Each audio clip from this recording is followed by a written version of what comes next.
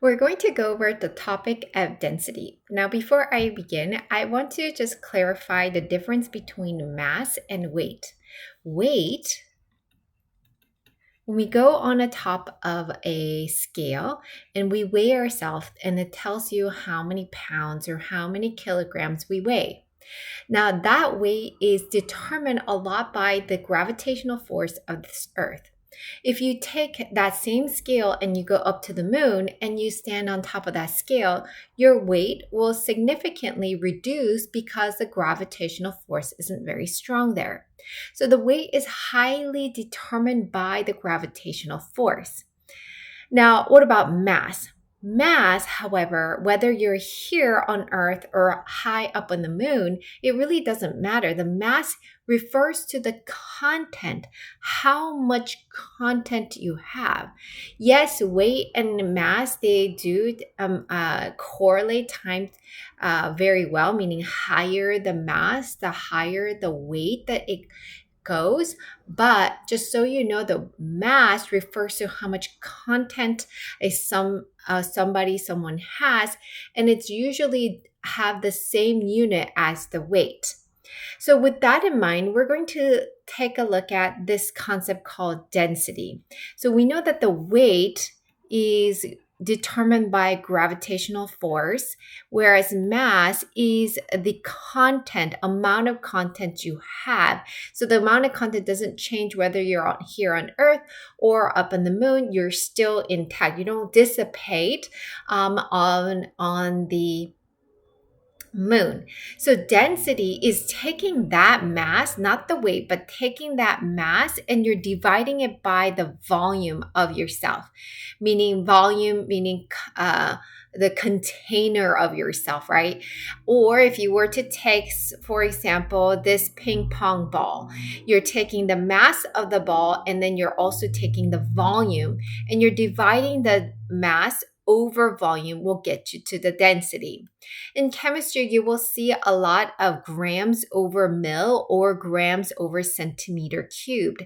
Centimeter cube is same as mil, ml. So with this, very easy to memorize.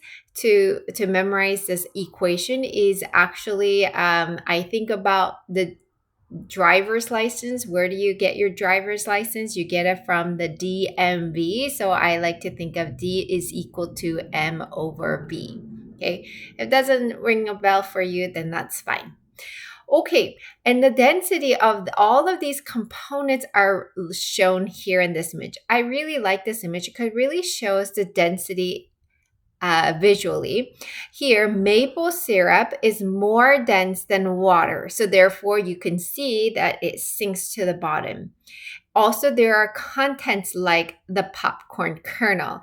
The popcorn kernel is more dense than water, so hence why it sinks all the way here, but still less dense than corn syrup. So it sits on top of between the corn syrup and the maple syrup.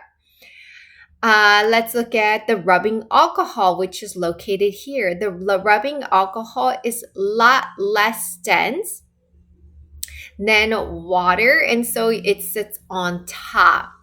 You can also define density through some values here. You can see water density is 1.000 grams per mil, whereas salt is 2.16 grams per mil. Here I provide two images here. This is a cup of water. Here is penny. Let's just say this penny happens to be 100% copper. If I were to put this in water, right, will it sink or float? Probably you might say it will sink. Okay, now I'm going to go to an ocean. And let's just say this ocean is made up of pure water. And then you take that same penny. Now you have a large body of water, okay? And you're on top of the boat and then you allow that penny to drop. Will it sink? You're going to lose your money, or will it float? Well, let's see. The density of this water and this water is both 1.000 grams per mil. The density of this copper is, let's see, it's 8.94 grams per mil. So no matter how much the body of water it might have, because copper has greater in density, the copper penny will sink. Let's do a learning check. A chemist trying to identify an unknown liquid finds that 25.00 ml of the substance has a mass of 19.625 grams at 20 degrees Celsius. Which of the compound is most likely to be the unknown liquid? The following are the mass and the density of the compounds that might be the liquid. Could be chloroform, diethyl ether, ethanol, isopropyl alcohol, or toluene. So these are potential density. Well, let's go ahead and find the density value for this substance. D is equal to M over V, and my mass is 19.625 grams. My volume here is 25.00 milliliters, and this is good. In that this needs to be in grams, this needs to be in milliliters to find the density, and they are. And so let's make that equal to and get our calculator. 19.625 divided by 25.00. And that gives me 0.785. And I'm going to add another 0 since it needs to go all the way up to 4 sig figs determined by that volume has 4 sig figs, grams per mil. Or we can write that unit as grams per centimeter cube.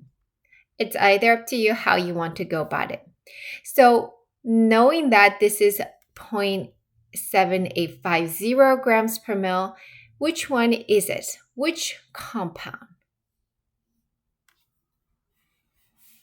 It's the isopropyl alcohol. So this substance is isopropyl alcohol. We were able to find that unknown substance based on comparing the density.